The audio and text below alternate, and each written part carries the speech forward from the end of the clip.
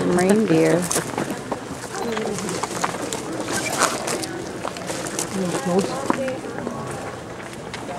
None of them are standing. No, go ahead. Can you guys fly? If they could, they'd be out of there. Which one's Rudolph? Well, I have to show this to my grandkids. I know my granddaughter will say, well, how come he's got things hanging from his ears and his earrings? They're not flying because it's not Christmas yet. That's right. Santa's not here yet. They're resting up for However, Christmas. tomorrow we can't go to the North Pole. That's true. You can mail something from the North Pole. Yes. Hi. This one looking. Yeah. Hey. Did we say North Pole? North Pole. You ready for Santa? Are you feeding and resting up for Christmas? Yeah, you are. Okay. Well, let's go see the dogs now. Okay, this is where they would catch the salmon. This is a fishing wheel. And it spins with the basket in it and catches the fish. And once they catch the fish, they slice them and they hang them up here to dry on this rack. And if it's raining, then we'll put them in a covered rack.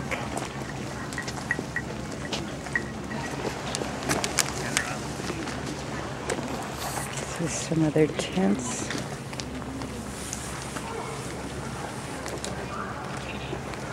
That they sleep in when they go fishing for the summer. Fire pit. Not kind of fishing like that. Another tent.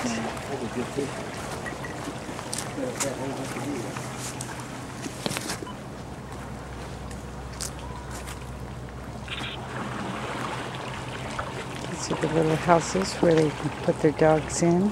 That way if bears or other big animals come by, the dogs will warn them. This is inside the tent.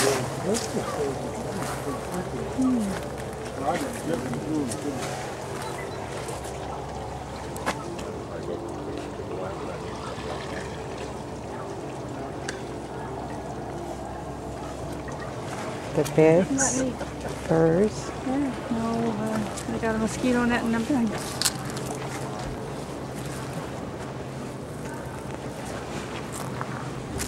Look, this one's even got a chimney.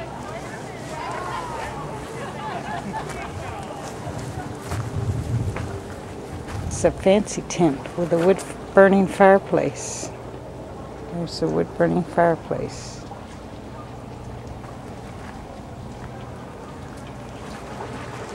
Then come over here to the smokehouse where they smoke the salmon.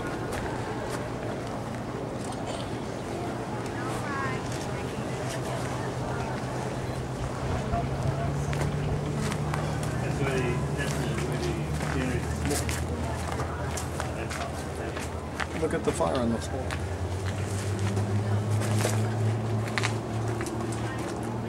See the salmon hanging out there? And there's the fire.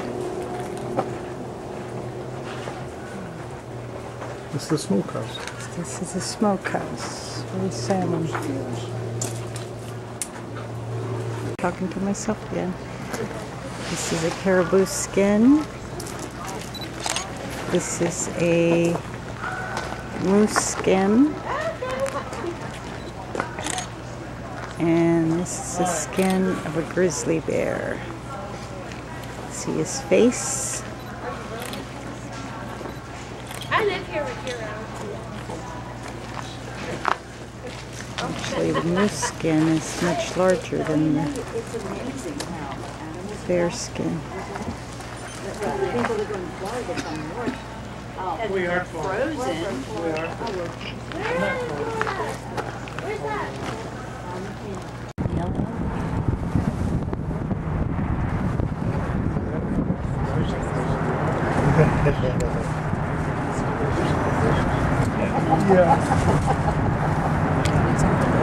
couldn't tell what about the salmon. That's the commander of the National Guard?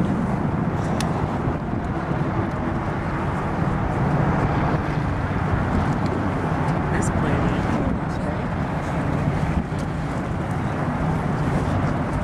That's what they do at the Cape.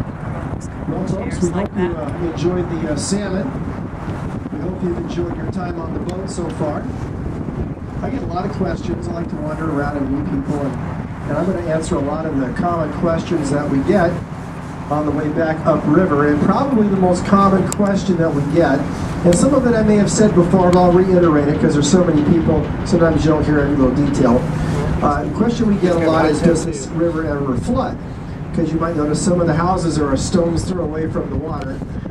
This Chena River is 60 miles long. I mentioned it's a spring-fed river, so it's not aggressive. It does not flood. It doesn't go up and down tremendously. It's a very stable, easy river to live on. I call it a boring river, and that's not to be derogatory. It's just very much there. It always has been there. We did have a major flood in '67. I will say that.